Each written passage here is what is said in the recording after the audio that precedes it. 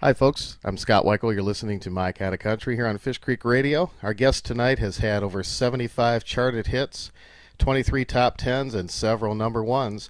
He's also a member of the Texas Music Hall of Fame, and he has recently celebrated his golden anniversary in the country music business. He's one of the most masterful and recognizable voices and is widely respected as the singer-singer.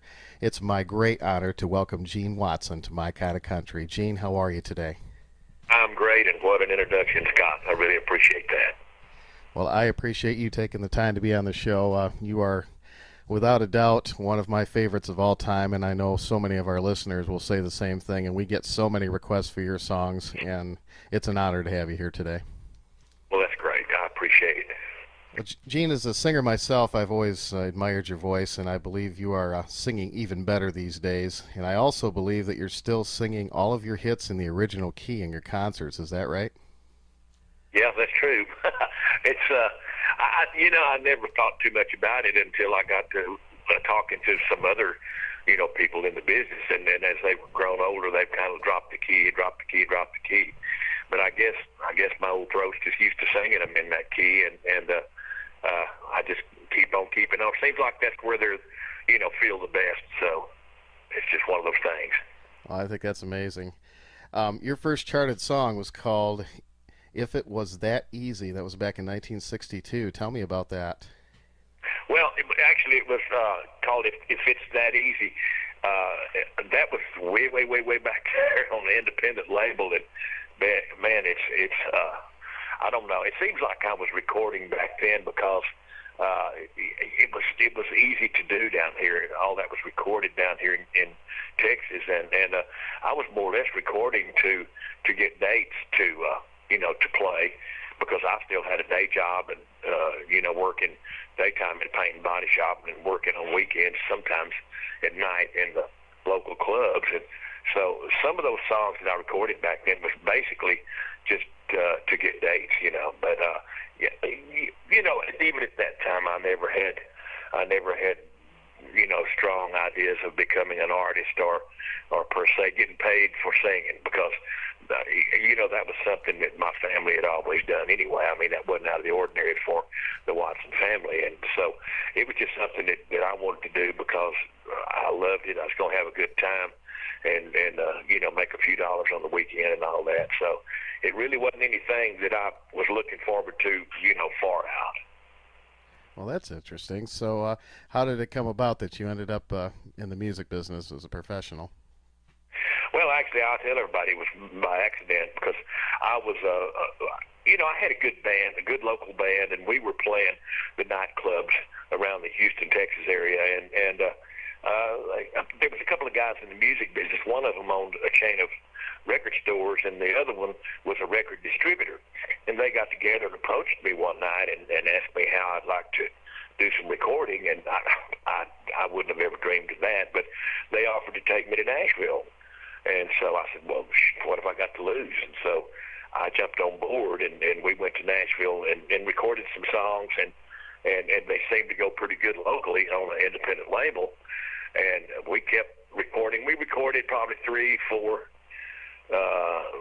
singles. We recorded one album on independent label. And then, of course, we came with Love and Hot Afternoon. Well, actually, we came with a song called Bad Water first. And that was the first song that I ever had that got into the national charts. And it wasn't very much. It didn't get very high in the 90s probably. But anyway, it got into the national charts, and it also got Capitol Records' attention. And they sat back and waited until I came with my next song, which was Love in the Hot Afternoon. And after it was released and started going up the charts in the southern market, well, they jumped on it and signed me to a long-term recording contract. We released it on Capitol Records and released it nationally. And I think the song finished at number 4 for the entire year of 1975. So Wow. that's kind of, in a condensed version, that's how it got started. Wow.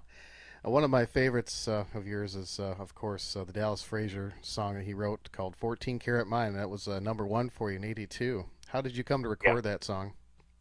Well, actually, Dallas recorded that song too, and he had sent me a version of it, a demo of it, before he recorded it. And he sent it to me, and it was just in a box of tapes that I was listening at. I was getting ready to do an album. And I had some good songs for the album, but seemed like I needed that one super song. And I remember it was after we had worked a club or something one night, and it was the wee hours of the morning, and we were going down the road on the bus, and all the guys in the band have already gone back to their bunks and gone to sleep. And I'm up there playing music, trying to get this new project completed. And right down at the bottom of the box, after I'd listened to all the trash and everything else in there, I found one tape left. It was reel to reel, so one of those 7.5 tapes. Mm-hmm. Of course, I had to get out the old tape recorder and thread it up, sitting on the table of the bus that's going down the road. I finally got it threaded up and blew the dust off of it and kicked it on. And, the minute this song kicked off, which was a different intro from what I gave it, but the minute this song kicked off, before the first verse was over, I knew that was a hit song. For somebody, I didn't know whether it'd be me or not, but I knew it was a hit song. So we went back to Nashville and went to the studio, and we had a lot of trouble with the song, actually trying to find the right intro and everything. And we tried fiddle, we tried guitar, we tried just about everything in the studio, and we finally got up to piano, and I was just really bewildered because I loved the song so much. And Pig Robbins, of course, played piano on all my stuff back then. Mm-hmm. And finally, I just looked over to Pig and I said, Pig, kick this thing off. And that's what's the record right there. Wow. Every time I hear that song, it's instantly recognizable by that. I don't even need to hear the words. As soon as I hear that piano intro, I know what song it is. Yeah, but that piano, that left-handed lead piano was always a trademark of mine anyway. I used it a lot. Mm-hmm. And it was just... Pig Robbins was the only deal breaker, I guess, back then that I had in recording.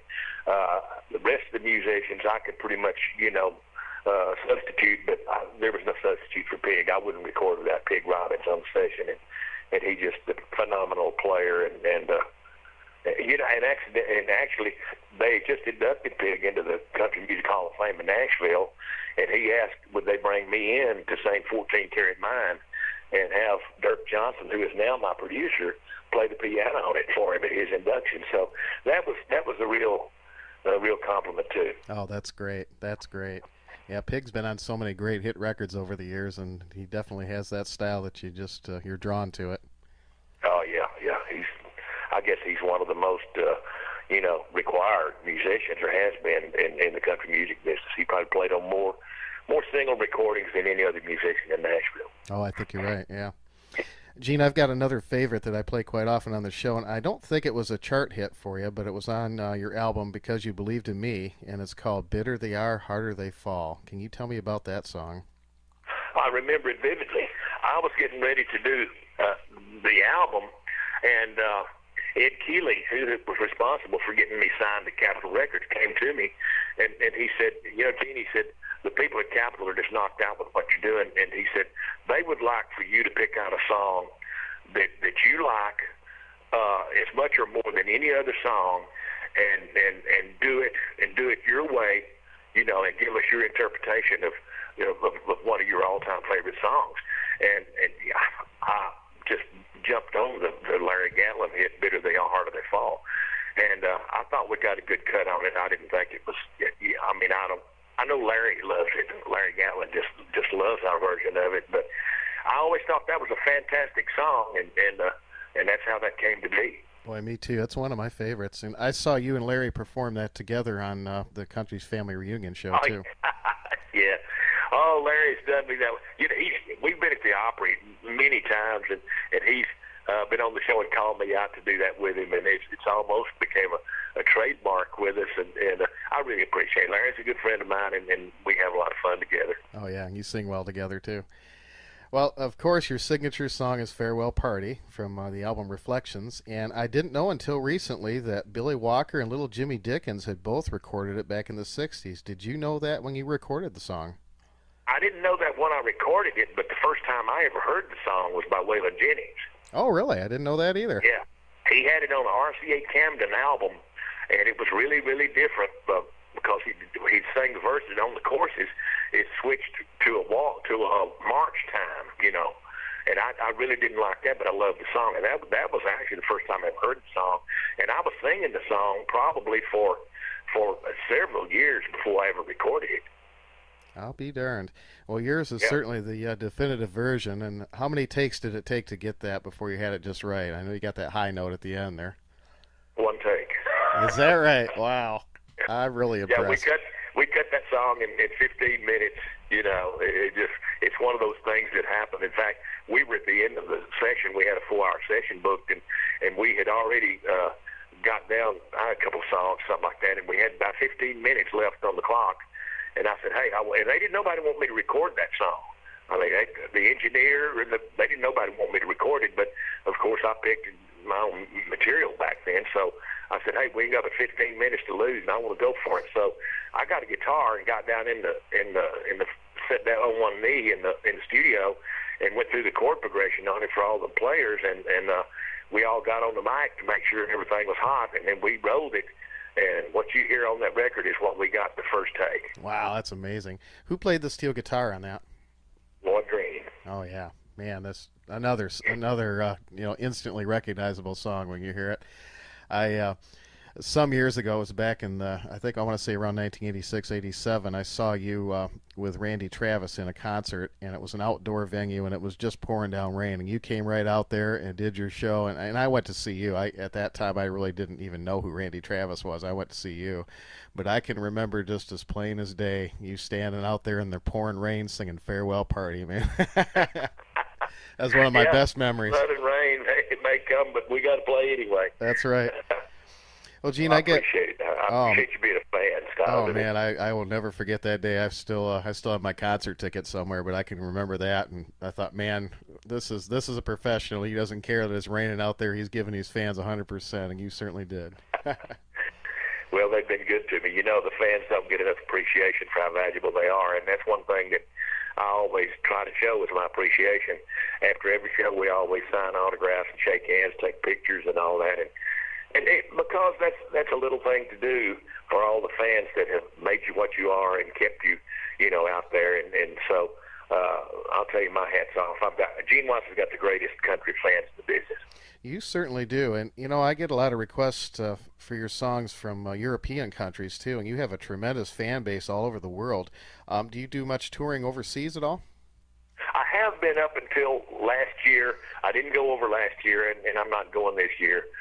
But I've been going before that. I had gone over there for, Lord, 7, 8, 10 years every year and work in Scotland and England and Ireland and everything. And we've got a great fan base over there. Of course, now, one of my websites, gene-watson.com, is from Dublin, Ireland. A friend of ours named Sean Brady runs that website. Of course, our main website is in Nashville, genewatsonmusic.com. But we have two websites. You can get it at gene-watson.com from Dublin, Ireland. Oh, okay. Well, we'll make sure and put that on our Facebook page for My Kind of Country and also our Fish Creek Radio website. And, Gene, I'm going to take just a short break. I want to play Farewell Party, if you don't mind, and we're going to come back, and if you've got a few more minutes, we'd like to ask you a few more questions. All right. Appreciate it, Scott. All right. This is Gene Watson on My Kind of Country. Here is Farewell Party. That's Gene Watson and one of the greatest country songs ever, Farewell Party. And we are talking to Gene Watson here today on My Kind of Country. And, Gene, we sure do appreciate, again, you taking the time to be with us here today. I know we've got tons and tons of listeners that are tuned in and just loving to hear you on the radio. Well, I appreciate it, and I appreciate them tuning in. Thank you for taking time to talk to me. Oh, it's an honor. Your style of music has always been consistent and true to real country music. And it seems that the trend is swinging back more toward traditional country these days. I've seen a lot of younger people discovering the traditional country through things like the internet and whatnot. And what are your thoughts on country music today? Are you seeing more people, younger people that are getting interested in the traditional country as opposed to the so-called pop country they have today? Well, first off, let me say this, Scott. I think that one of the greatest things in the world, for the music business is electronics. We can do so much with electronics. Then turn the coin over. I think it's one of the worst things in the world that could have ever happened to country music, because anybody off the street, anywhere, can record a perfect record. They've got the electronics to where you don't have to have the talent. And anymore, record companies, they don't care whether you can sing or not. You know, they want you to look good. They want you to have something going on that's unique, and the song is the last thing they care about. So I think so much of the skill has gone out of it that really country music deserves. But on the other hand, there's some great talent out there, and all I can do is hope that, the pendulum swings back toward traditional country.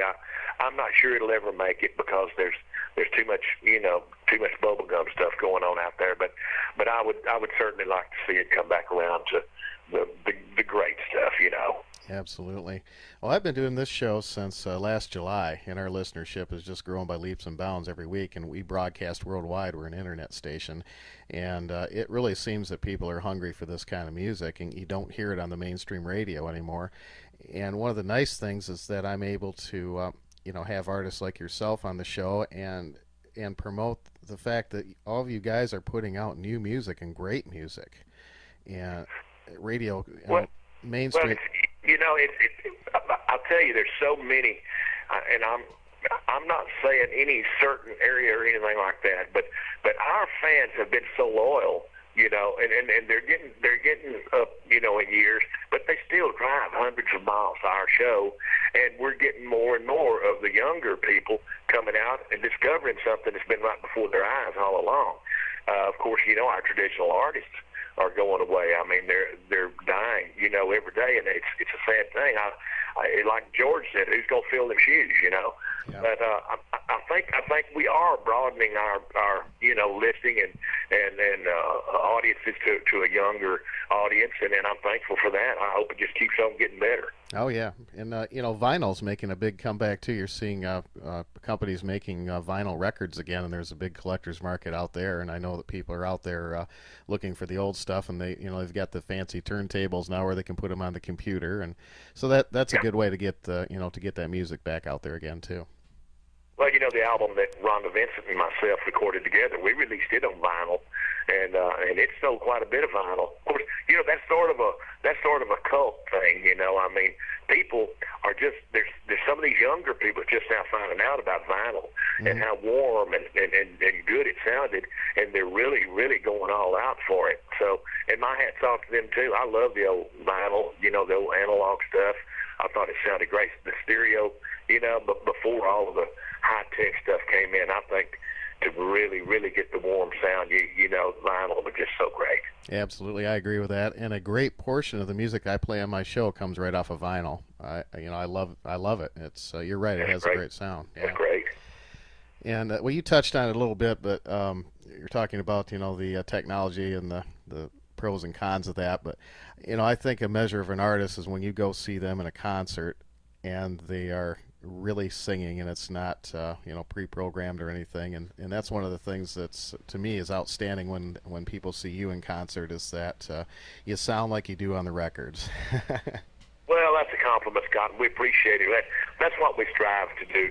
I know I've seen a lot of artists and everything that all the people bought their records and made them hits and all that. And you go see them, and some of them have changed, the phrasing and the tune and all that, which I don't care for. But we try our best to do it as close to the record as we can get it. And believe it or not, that's one of the greatest compliments that I could ever have, that I sound, like my records, because that's the intent, Well, that's good, and that shows me you're the real deal, and that makes me like you all that even much more, Well, I appreciate it. Well, you just a couple years ago here, you celebrated your golden anniversary in country, and you released the best of the best 25 greatest hits. Right. And, let me ask you, why did you choose to re-record these songs, and what was it? I'll tell you, Scott, as you know, after you have been with a record label and spent some time with them and recorded all this stuff and then left, went to another one and on to another one, well, they still retain the masters unless you've got it covered in your contract, which I did not. So, I kept hearing that people had, this stuff, and I'd look at it and it'd be on a different label, and Gene Watson's greatest hits and the best of Gene Watson and all that, which was a lot of the same songs, but they were coming off the old original masters, and they were just leasing them from the record companies and releasing them on any kind of label they wanted to. And I thought, boy, here's my stuff out there to all these people, and all this money's going into somebody else's hands, and I need to get my business head on and take care of this. And so we decided to go in the studio and record 25 of them. And in fact, we're thinking very seriously about going back in and recording a whole lot more of them. But we've got our own label now, 14 Karat Music, and we just we started releasing them. In fact, the 25 best of the best greatest hits that we recorded is out on my label, and of course the new one, My Heroes Have Always Been Country, it's on my label, and just about anything you hear me on from this day on will be on my label. But we just decided to get it all in-house, and I figured if we can re-record it, as good as the original was, I think that we'll be, ahead to have it all in-house and let all these other people, quit cashing in on what we should get, Mm-hmm. And so that's what we did. And I thought we pulled it off. I was so critical about that CD. When I recorded it, I took the old originals in the studio with me, and if there was a thought that I wasn't doing it the way it should be done, I'd go back and listen to the original. And I thought we recaptured it about as well as it can be recaptured. Yeah, you certainly did. And honestly, I really think that most of these songs, I think, were recorded better than the original, just for the fact that, I think an artist, when they live with a song for a long time, I think there's more that comes out in the vocal when you're singing it, and I can hear that in these recordings. There definitely is a little more soul in there from the experience of performing them for many years and living with the songs. Well, you're absolutely right. And when I went back in there, of course, I knew with every song I record, there's never been one that I can think of that I didn't feel like I could have done one or two little things different and better. And then when I went back in to redo them, of course, I tried to fix all of that and do them like I wished I'd have done them the first time. And yet still keep its own original integrity. You know what I mean? Sure. Well, you have re-recorded a few of your other songs on recent albums. I know If I'm a Fool for Leaving, I think you redid that one a few years back. Yeah, the Jimmy Dickens song, yeah. Yeah. See, I recorded that way back on independent label. Boy, that was one of the first ones that really started getting attention on a small independent label. And then, of course, when I started recording for Capitol, I re-recorded it. Mm-hmm. There was another one I recorded twice, too, and that was You Gave Me a Mountain. Oh. I recorded it for Capitol, and then I re-recorded it for the Power Independent Step 1 Records later on. Yep. Step 1 was a great label, man. They had a great stable of artists. I know Ray Price was on the label, and Farron Young and Ray Pennington. That was the great. I've got those albums you did. That was a golden era in my opinion. It really was. Yeah, I had a good time with Step 1. I thought we cut some good stuff over there. Another one that I love that you did on a more recent album was the Ray Price song, "Way to Survive." Well, thank you. I appreciate it. Yeah, we titled an album after that one. Yeah. And of course, Ray, that made Ray feel good too, because I had Buddy Emmons playing on it and all that stuff. And of course, anything that I ever did record of Price's, it was more or less paying a tribute to someone that I thought was just one of the greatest vocalists in the world. Absolutely. And you were on the Ray Price tribute that was recently recorded for Country's Family Reunion, right? Yeah. Uh-huh. And that's great. I know that's playing on RFD right now too. Yeah. Well, this might be an impossible question to answer, but do you have any personal favorite songs that you've recorded over the years? Maybe some that you just stood out a little bit more, even maybe not necessarily hit ones, but. Honestly, Scott, it'd be hard to pick one because I'm kind of a unique artist, in the respect that I've always, no matter who I recorded for, I've always had the freedom to pick and choose what I wanted to record, and that's something very few artists have. Mm-hmm. But I pretty much liked just about everything that I recorded. Well, I did when I went in the studio with them. Some of them I didn't do as well as I would have liked to have. But it would be hard for me to pick a favorite. I try to do, and how I get out of this. I've been asked this question a lot, and the way I get out of it is just that my favorite is whatever the audience's favorite is, and I try my best to dwell on that because really I'm out there to please them. Those people, a lot of them work hard for their money. They could have gone anywhere in the world they wanted to go. They didn't have to come see me, and it's such a pleasure when I know that I can give them the pleasure of enjoying what the songs that they'd like to hear and the ones they like the most. Well, you're right, and I guess that's the way I feel. I've mentioned some of my favorites today, and the nice thing is you've got a vast catalog to choose from. Yeah. Well, I've got quite a few I can pick from. I want to talk about your latest album, My Heroes Have Always Been Country. This was on our top 10 must-have country albums for last year, and we get tons of requests for songs from it. Tell me a little about this great project and how you came to choose these songs that you did on this. Well, actually, it came up pretty quick, but I just got to thinking, all these people that have followed me for years and attended my shows and kept coming out and all that, I thought, wonder if they really know where I came from, how I came up, what convinced me to do what I do. How come I never went to the country crossover and and all that. And I thought, a great idea would be, in fact, Sarah in the office, at management, thought the same thing as my manager, John Lytle. We got to talking about it, and we thought how neat it would be to go back and pick out some of the songs that I really, really, really loved that were recorded by some of my most favorite artists of all time back then, and put it out and do it my own way. You know what I mean? Mm-hmm. And so I just started, I just picked a handful of songs and put them on this new CD. But I think it's some fantastic songs. These are songs that I was singing before I ever had a song to sing. And of course, some of them, after I got in the business, I picked up. But I think the Dottie West song, In fact, when I recorded that song, I thought I was the only male that had ever recorded it. But then later on, I found out that the first male to record it was Dean Martin. Oh, you're talking. The next one to record it was Farron Young. You're talking about Here Comes My Baby, right? I just had to settle for being third, but I thought it was a great song. I thought we did it justice, and right on down through the CD. But that's where it came from. I wanted to let people know where I came from, what I was all about, what I believe in, and what I live by. Well, you've got a couple Merle Haggards on there that I really like, especially I Forget You Every Day. That was not a hit for Merle. It was on the flip side of a 45. But, man, what a great song, and you definitely nailed it. Well, I appreciate it. Now, that's one of my favorites on there, too. And so many people never heard that song because it was only released in an album. And then later on, I think you're right, they did B-sided when they put out the 45s. But I heard that's the first time I ever heard that song. I flipped. I mean, golly, what a song. Yeah. And of course, when it came out, Merle had so many hits out then. For him to release that would have just pushed another one down, probably. But I still think it was a great song, and I appreciate you liking my version of it. Oh, absolutely. We're going to be playing some more of those songs here right after the interview. And, Gene, you've got a really big tour schedule. You're very busy. I think you're busier than ever from what it looks like. So what's next? You have another album in the works?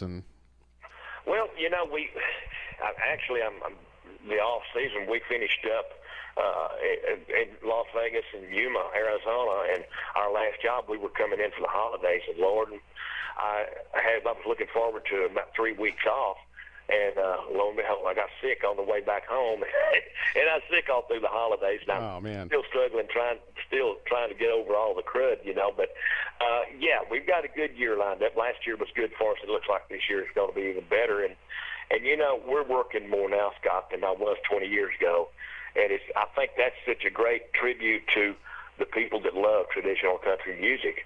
And we love them so much for coming out and being with us. And it seems like everywhere we play, they're just packing it out. And even though it's a great thing, I hate to hear that we're sold out because I hate the thought of someone wanting to come see us and can't get in.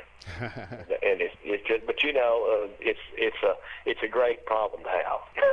It is. Well, folks, you got to get your tickets quick so you can go see Gene.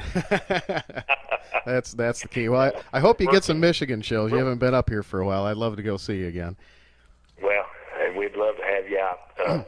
Just anywhere you see us around, come on. And the same, all the listeners out there, wherever you see we're playing, come out and see us. I mean, we don't leave nothing on stage. When we get through with the show, it's all over with. That's all I got.